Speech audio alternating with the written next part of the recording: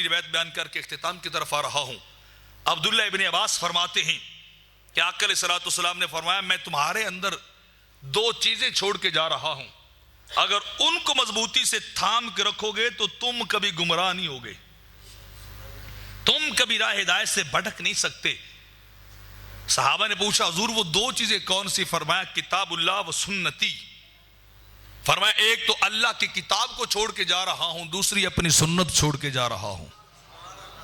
तुम्हारी कामयाबी और हिदायत, तुम्हारी फौज फला इस बात के अंदर मुज़मर है कि तुम किताबुल्लाह के मुताबिक भी जिंदगी गुजारो और किताब की तशरीह और अमली ताबीर नबी की सुन्नत के मुताबिक की जिंदगी गुजारो। अगर तुमने कुरान को छोड़ दिया तब भी गुमराह हो जाओगे, नबी की सुन्नत को छोड़ दिया तब भी गुमराह हो जाओगे। कामयाबी इसी बात के अंदर है कि आपका और मेरा तरीक वो होना चाहिए जो तरीके मुस्तफा है, जो तरीके मोहम्मदी है। गैरों का रंग नहीं होना चाहिए, गैरों का तरीका भी नहीं होना चाहिए।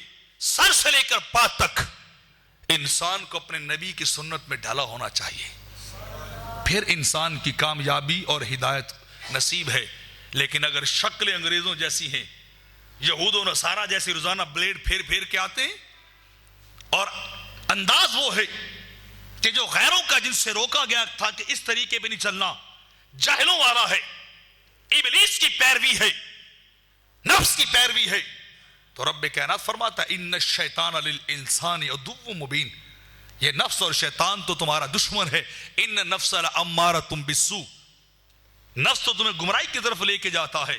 तुम्हें नफ्स और शैतान के पीछे नहीं लगना चाहिए, किसी दुनियादार की इत्तिबा नहीं करनी चाहिए, किसी दुनिया के बदबख्त, किसी जिस्म फरोश और बेहया शख्स की तरीके को नहीं अपनाना चाहिए। तुम्हें मोहम्मद मुस्तफा की सुन्नत को अपनाना